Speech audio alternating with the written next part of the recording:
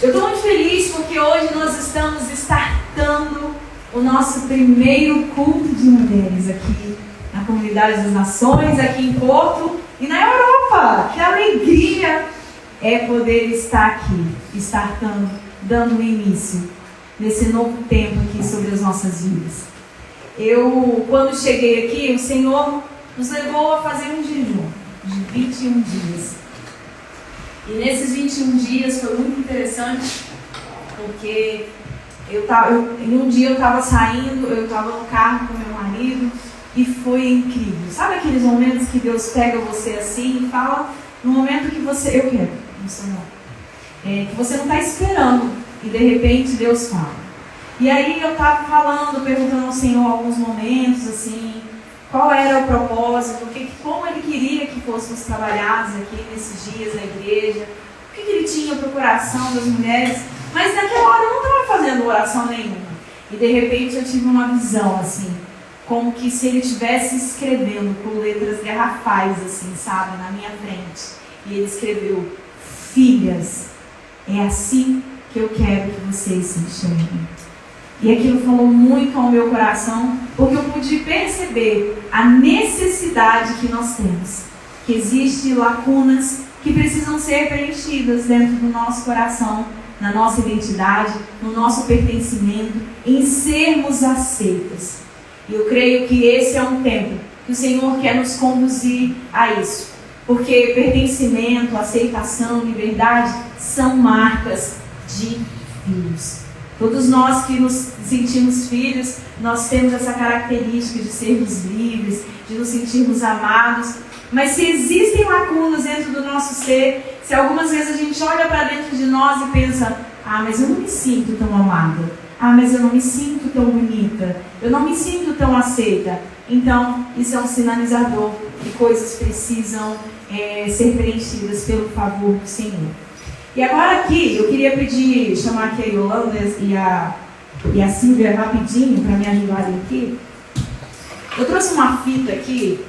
Eu gosto muito de atos proféticos. Assim como esse espelho é um ato... Pode subir aqui, por favor, meninas. Assim como esse espelho é um ato profético, para todas as vezes que você colocar ele na sua mão, antes de você abrir, você ter essa convicção. Eu sou filha. Para que você não apenas diga isso, mas para que você se veja como filha. Porque quando a gente se vê como filha, então a gente também age como filha. E eu peguei essa fita hoje aqui de forma profética, para que em nome de Jesus, esse venha a ser um tempo onde o Senhor quer inaugurar o novo dele sobre a sua vida. Onde o Senhor quer conduzir você numa jornada de filiação. Eu quero que as meninas segurem aqui, cada uma ponta, e estiquem, porque nós vamos profeticamente cortar essa fita para dizer que está inaugurado um novo tempo na sua vida. Um novo tempo onde o Senhor, através desse ministério, através do culto de mulheres, dizer que existe um novo de Deus para você. Dizer que você não precisa andar cabisbaixa com a mentalidade de órfão. Dizer que nós vamos trabalhar neste culto. Que nós, como CN Mulheres, como modeladas dele, nós vamos trabalhar focadas para que você se encontre na sua identidade, para que você encontre o seu propósito e o seu destino no Senhor. Então, profeticamente, eu quero cortar essa fita e declarar um novo tempo de Deus na sua vida, na minha vida. Amém? Amém. Glória a Deus! Aonde existe paternidade, não tem orfandade. Você pode dizer isso? Aonde existe paternidade, não tem espaço para orfandade. Quando nós somos favorecidas e encontradas no amor de Deus como filhas, então a orfandade não tem mais liberdade na nossa vida. A gente não tem mais vínculo. E eu quero dizer profeticamente isso mesmo, sabe? Que essa fita seja um ato simbólico de um novo tempo, mas de você quebrar os vínculos com as mentiras, porque os nossos pensamentos, eles estão dando destino para o caminho que a gente vai andar, sabe? Os nossos pensamentos, eles estão direcionando, então existe uma guerra a ser travada, e nós precisamos declarar guerra contra os maus pensamentos, contra as mentiras do inimigo nas nossas vidas em todo o tempo. Obrigada. E hoje eu quero compartilhar aqui um texto com vocês, uma parábola muito conhecida, mas eu quero falar sobre o perfil de 3 filhos. O texto que eu vou ler, lá em Lucas 15, 29 e 30, quem quiser acompanhar, é a parábola do filho pródigo. É muito interessante porque a gente conhece o filho pródigo, né? É aquele que é a personificação da rebeldia. Mas hoje eu não quero falar só do filho pródigo. Eu também quero falar do filho mais velho. E Lucas 15, 29 diz assim: todos os publicanos e pecadores estavam reunidos para ouvi-lo. É 15, 29. Olha aí, meu óculos está aqui, gente. Não é a mesma coisa. Cadê a parábola do filho perdido? Lucas 15, 11.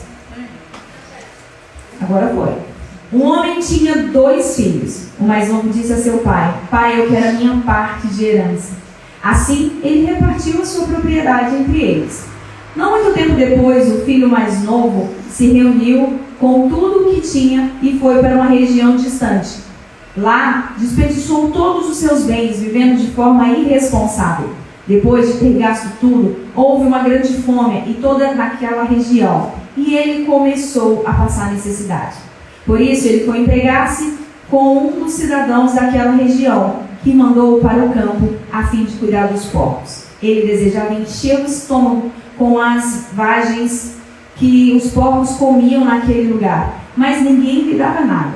Caindo em si, ele disse: quantos empregados do meu pai têm comida de sobra, e eu aqui morrendo de fome? Eu porei o caminho de volta, eu vou voltar para o meu pai.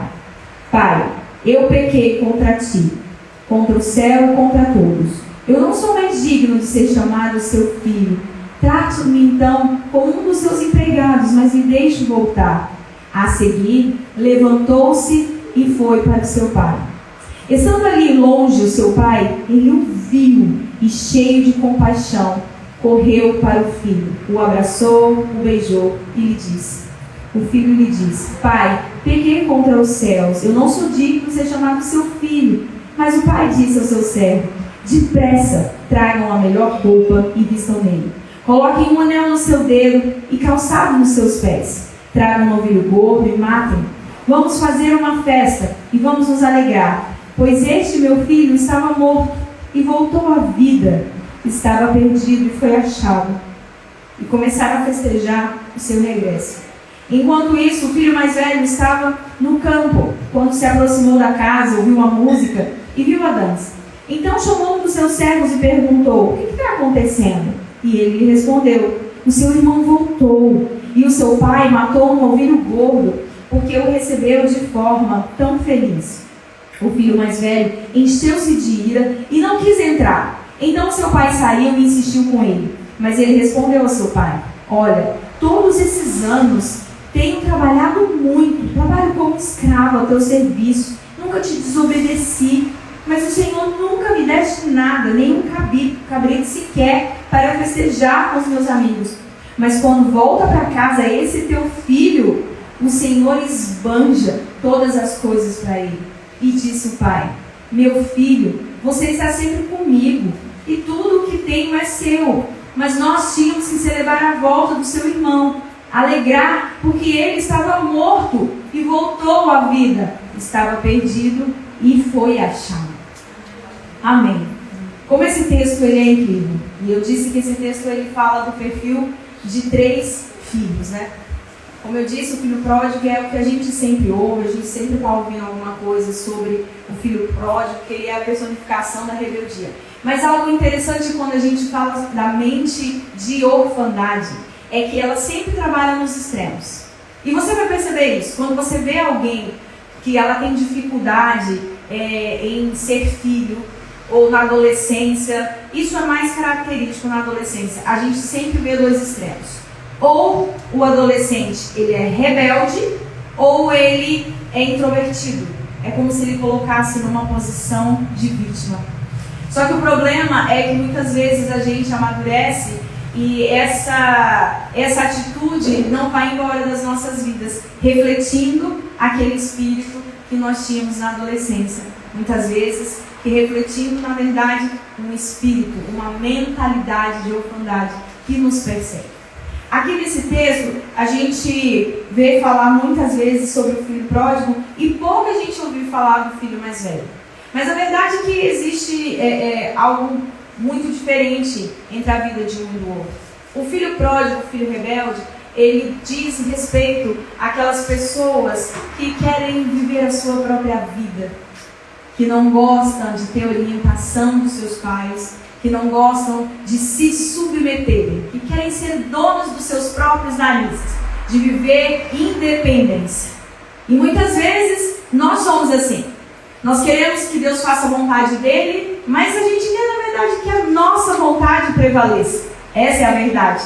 Então, muitas vezes, nós somos esses filhos pródigos. Esses filhos, essas filhas, que querem tanto que Deus esteja presente, mas, na verdade, a gente quer as bênçãos do Senhor, mas não Deus da bênção. Muitas vezes, a gente só quer o favor de Deus. A gente quer fazer as nossas próprias escolhas. E depois, quando a gente quebra muita cara com as nossas decisões erradas, então a gente para e pensa, puxa vida, eu tenho um pai, eu tenho uma casa, por que eu estou tão longe? Por que eu fui tão longe?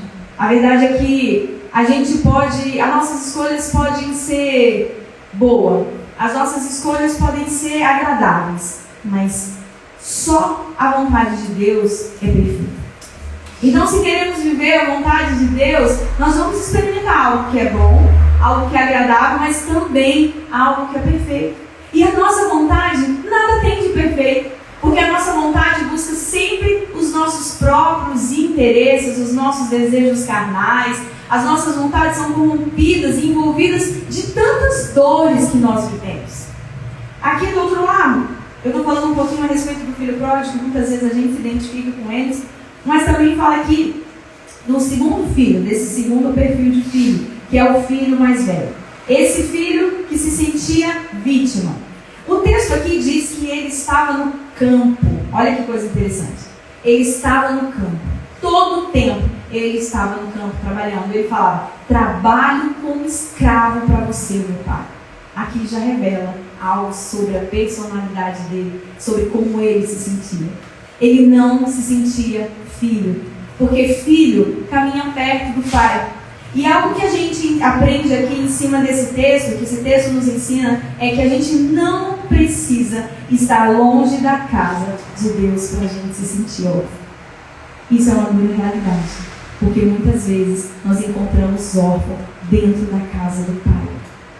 Na verdade, essa é uma grande verdade da igreja hoje em dia. Nós estamos visitando, nós estamos frequentando, nós congregamos em igrejas. As igrejas muitas vezes, lá no Brasil, então as igrejas sempre estão cheias, mas muitas vezes de pessoas vazias, pessoas que não se conectam com Deus, pessoas que estão distantes, que têm a mente de escravo, que tentam fazer as coisas, inclusive na casa de Deus, porque acham que é através do fazer alguma coisa é que elas vão ser abençoadas, e esquecem que nós fazemos e devemos fazer por amor e não sermos levados a fazer porque queremos alguma coisa em troca. E aí quando Deus não faz as coisas como esperamos, então gera aquele sentimento de frustração.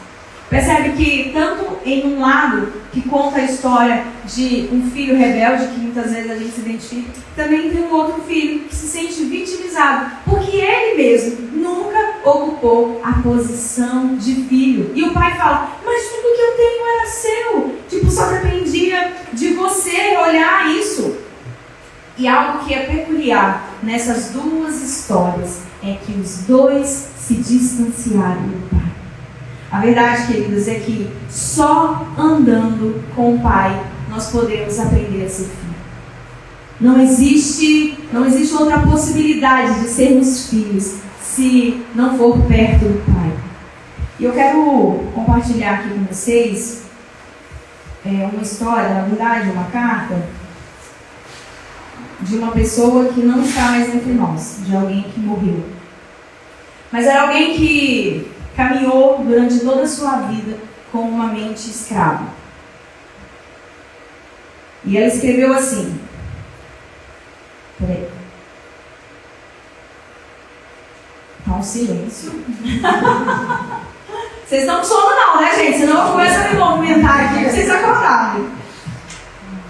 De rejeitada a amada. E ela começa a carta assim. Provavelmente você vai se identificar com alguma dor do seu passado nessa carta. Porque o espírito de orfandade, a mentalidade de orfandade, o diabo ele não é criativo. Ele sempre age da mesma maneira, né? Nas pessoas, e então os sentimentos acabam que são os mesmos. Deixa eu voltar aqui. Ela começa assim: o meu pai foi o grande ladrão da minha alegria. Eu nunca me senti completamente feliz. Acho que desde o dia em que ele foi embora. Eu cheguei nessa conclusão depois de muitos anos visitando diversas vezes o meu passado. E lá eu reconheci que quando ele foi embora, foi como se ele tivesse levado em sua mala a alegria que existia dentro de mim. E não é que eu não tive momentos felizes, tive vários. A Betânia até fez aqui, leu um texto aqui, nos fazendo lembrar da nossa infância. E mesmo com dor, é verdade que a gente teve momentos felizes na nossa infância. E ela também, e ela disse na carta: e não é que eu tive momentos felizes, eu tive vários. Inclusive eu me considerava aparentemente uma criança feliz. Mas lá no fundo mesmo existia uma falta dentro de mim, um espaço, um vazio que só podia ser preenchido por ele, pelo meu pai.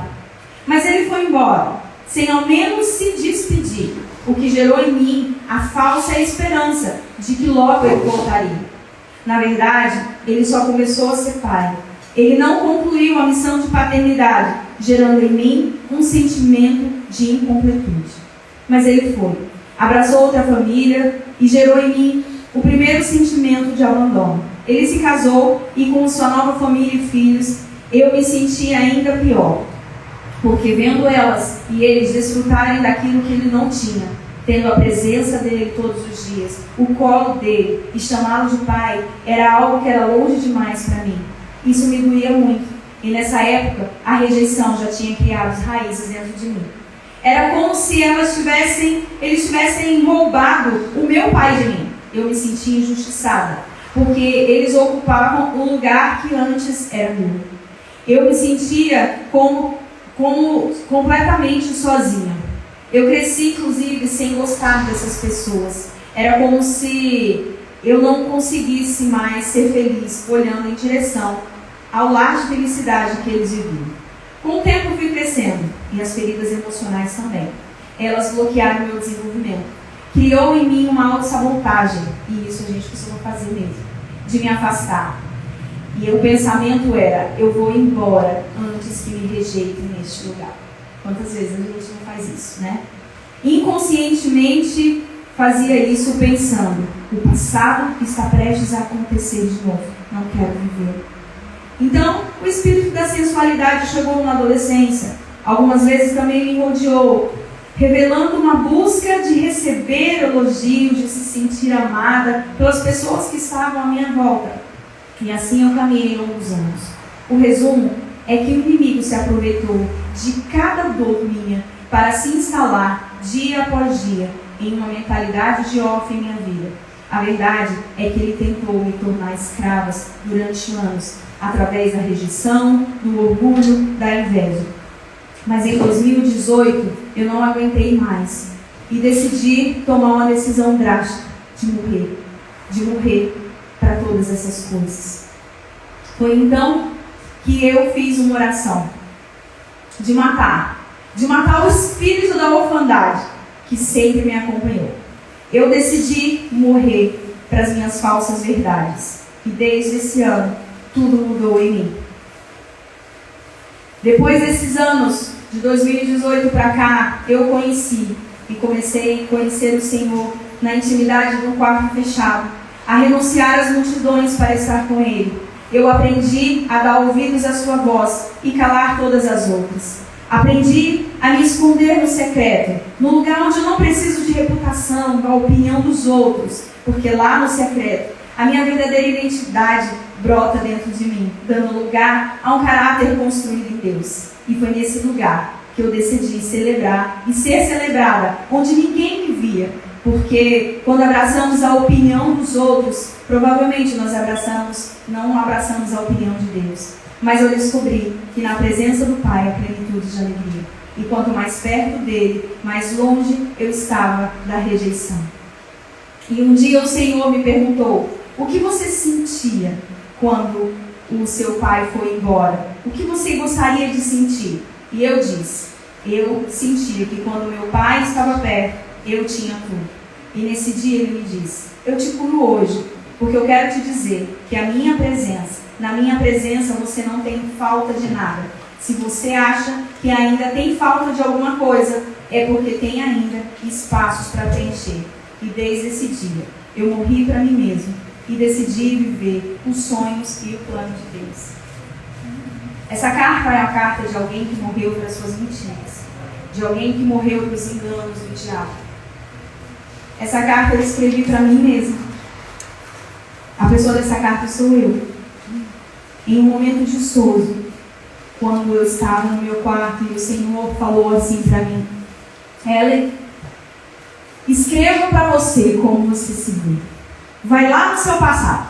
Busca a sua primeira lembrança da infância. E foi tão ruim para mim isso. Foi tão difícil. Olhar para mim, para minhas necessidades, para aquele lugar de rejeição. Foi tão difícil olhar, sabe? Quando chegava as férias, eu precisava ir para casa dos meus pais, do meu pai, porque ele foi embora muito cedo, e lá eu encontrava outra família. E eu sentia como se não tivesse espaço para mim.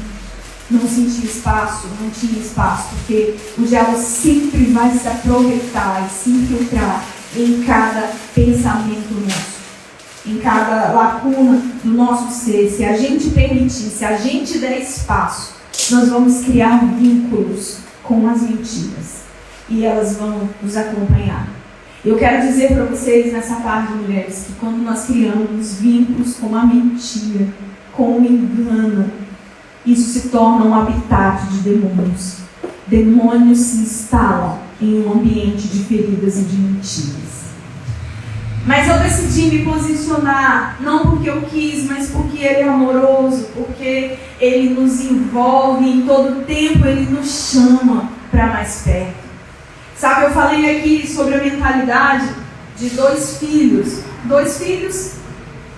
irmãos, que estavam na mesma casa, mas que se sentiam órfãos pelo simples fato de não estarem próximos aos seus pais, não estarem próximos ao Pai.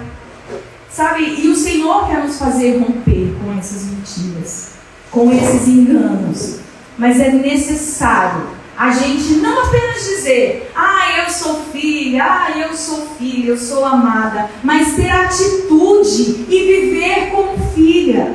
Amém. Sabe, não podemos permitir que o inimigo fique colocando as mentiras dele, ou pegando as dores do passado, a sujeira que as pessoas colocaram dentro da gente. Sabe aquela velha máxima? Você não pode mudar aquilo que fizeram com você no passado, mas você pode mudar a forma como reage diante do que fizeram com você.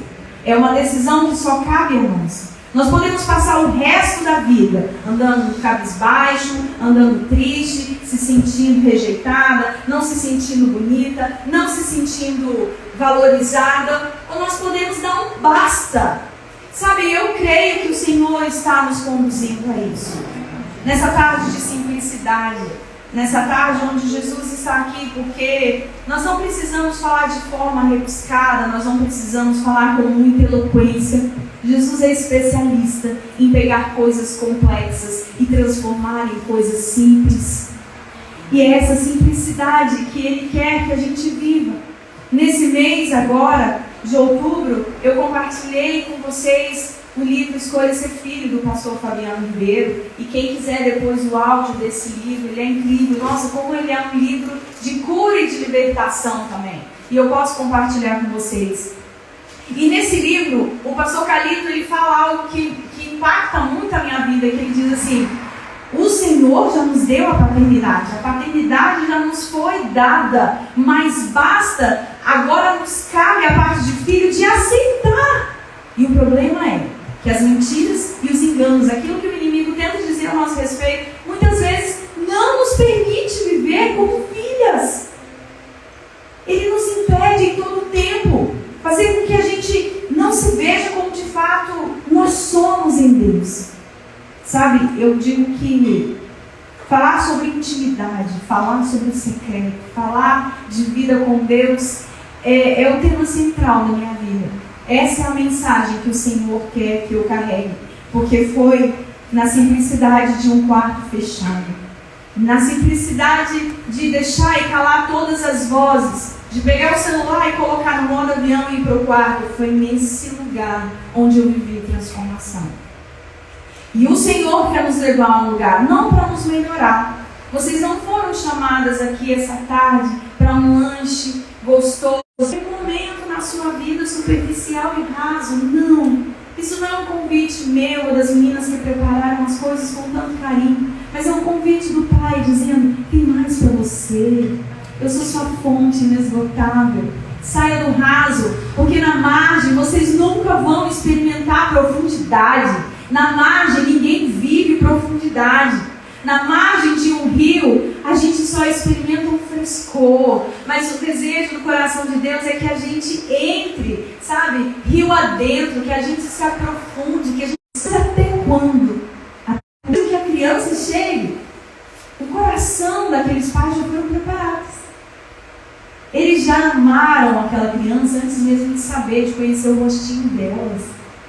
Isso é algo que é peculiar a pai e mãe, né? Mas essa é uma fase onde o pai aceita e adota a criança. E a criança, quando é pequena, ela é envolvida no amor, no carinho, na afeição. Mas vai chegar uma fase onde os pais vão compartilhar. Olha, você é filho do coração, você não foi gerado na minha barriga, mas foi gerado dentro de mim. O Senhor me deu você. Mas vai chegar uma fase que essa criança vai crescer, se tornar adolescente, vai tornar adulto. E ela pode escolher ser filho ou não. É uma escolha. Não é porque ela foi adotada que necessariamente ela vai se sentir filha. Ela tem que querer. E é esse o convite que o Senhor tem para nós. Ele nos adotou. Ele já nos adotou. Mas sabe, nessa tarde o Senhor quer me perguntar e perguntar para vocês: vocês desejam ser minhas filhas? Vocês aceitam a adoção? Porque se nós aceitarmos ser filha, nós precisamos andar na consciência de filha. Nós precisamos rejeitar, abrir mão das mentiras. De todas as vezes que o diabo fala para você: olha, você não vai conseguir isso, você dizer: eu vou, porque na minha fraqueza eu sou aperfeiçoada. Aonde eu não posso ir, o meu Deus vai me levar. Glória a Deus. Sabe? E viver na consciência, mas também na autoridade de filha. O Senhor nos convida para andar na consciência de filha, mas também na autoridade de filha. Mas como conquistar? Como chegar nesse lugar? É se aproximando dele. Quanto mais a gente se aproxima, mais nós somos curados. O meu processo de cura, o meu processo de sozo começou em 2018. Eu não cheguei à plenitude de ser sarada como filha. E isso é um processo. Mas eu já caminhei. Hoje, independente se eu vou numa roda e eu sei que existem pessoas, né? Quando a gente vai numa igreja muito grande, a gente sente que você é amado nos lugares e outros você sabe que você não é. E isso me comprometia. Isso não me incomoda mais, porque eu sou aceita por Ele. Eu não preciso de plateia, eu não preciso de gente para me sentir validada, para me sentir afirmada. É claro que todos nós precisamos ser reconhecidos, né? Reconhecimento faz parte, isso nos motiva, isso nos faz ir mais longe, mas não me causa dependência. E sabe, queridas, eu levo muito a sério isso. Eu sei que o Senhor não me tirou da minha terra, irmão. Eu sei que pode parecer simples, mas muitas vezes a gente saiu, muitas de nós aqui, talvez saiu da sua terra, saiu do seu Brasil, do lugar onde você era amada, mas a verdade é que talvez muitas aqui saíram de lá por um sentimento de fuga, de fugir da dor, de fugir de algo que ficou no passado. Mas eu quero dizer que isso não vai definir a sua vida. O Senhor te trouxe para cá não para você fugir dos problemas, daquilo que ficou lá atrás. O Senhor te trouxe aqui para fazer algo novo na sua vida. E eu sei que o Senhor me trouxe aqui por um propósito também, sabe? E eu quero me colocar aqui à disposição para conversar, para dizer que eu quero carregar essa harpa, sabe? Dizer assim que eu quero, junto com o coração de cada uma de vocês, a buscar, a cavar, incentivar, encorajar vocês a se encontrar nesse lugar de filha, de se sentir validada, porque somente quando nós entendemos a nossa identidade de filha, é que nós vamos entender o propósito para o qual o Senhor nos enviou, sabe? Mas para isso nós precisamos de uma única coisa: nos aproximar do Espírito Santo, o Deus que vive dentro de nós, esse Deus que faz qualquer coisa ao nosso favor. É só nele, é só o Espírito Santo, é só o Espírito Santo que pode nos tornar filha, porque só Ele sabe a nossa dor, só Ele é que Ele sonda o profundo e o oculto de Deus, e Ele sabe de cada dor, de onde está a raiz da sua rejeição, de coisas que nem você sabe de você mesmo. E através de Jesus Ele nos ensina isso. Eu falei aqui sobre o perfil de 3 filhos, e Jesus é o 3º filho que conta a parábola. Diferente dos outros que se sentiam órfãos espiritualmente falando, um com o espírito de rejeição, o outro com o espírito de vítima, Jesus vem para nos ensinar o modelo de ser filho. Se queremos aprender a ser filho, nós precisamos olhar para Jesus. Ele sim é o modelo perfeito de filho. Ele que faz com que o coração dele seja em todo tempo que ele esteve aqui, ele falava: só faço o que vi meu pai fazer. Ele gastava tempo, ele investia, ele gastava e derramava a sua vida no altar. Eu não sei você, mas em 2018, quando eu falei que eu queria dar um basta em muitas coisas e fazer coisas morrerem na minha vida, eu entendi que não dá para viver uma vida rasa de crente. Eu não sei, tem uma hora, gente, que tem que romper, entende? Tem uma hora que tem que dar basta. Sabe, vai rasgar isso quantos anos da vida? Quantos anos da sua vida você vai caminhar sem ler a palavra todo dia, sem comer Bíblia? Quantos anos na sua vida você vai caminhar sem ter vida de oração, dedicando sequer, sabe, nem meia hora na presença de Deus? Aí a gente quer ver mudanças, mas a gente não toma atitude diferente. Como é que a gente espera a mudança de algo que a gente não faz nada para mudar? Então, em nome de Jesus, esteja disposta a ressignificar a sua vida. Está chegando o final do ano, faltam 2 meses para o ano acabar, e tem tanta coisa que o Pai vai fazer na sua vida. Abra o seu coração, permita que o Espírito Santo venha, permita que Ele venha e preencha o seu coração, dê espaço para Ele, porque o espaço que você der é o espaço que Ele vai preencher. Amém. Amém? Nós estamos encerrando esse momento. Eu espero que essa palavra tenha falado ao seu coração. Eu espero que essa tarde tenha sido uma tarde para você se conectar com seu Pai, uma tarde para você refletir o quanto você precisa viver na dependência dEle, para você entender o quanto você precisa se derramar para você ser curado. Eu louvo a Deus, porque Ele sempre me cercou, mas eu amo em saber que um dia Ele gerou dentro de mim um despertar por mais da sua presença. E eu oro para que o Senhor, assim como Ele tem feito na minha vida, que já me sarou de tantas dores emocionais, de tanta raiz de rejeição, de orgulho, de inveja, sabe? Olhar para trás, eu vejo que tudo ficou para trás. Porque todas as vezes em que entramos na presença de Deus, a verdade é que coisas em nós começam a morrer. Todas as vezes que vamos para a sua presença, que nos colocamos de joelhos, nos rendemos, coisas em nós começam a morrer. E nessa hora eu queria te chamar para ficar de pé. Nós vamos estar encerrando agora. Ainda temos um lanchinho para você que chegou aí no final. Ainda temos um suquinho, queremos ainda ter um momento de comunhão. E se fizer necessário, se quiser nos procurar, conversar, abrir o coração, nós estamos aqui à disposição de vocês. Amém? Deus abençoe a vida de vocês.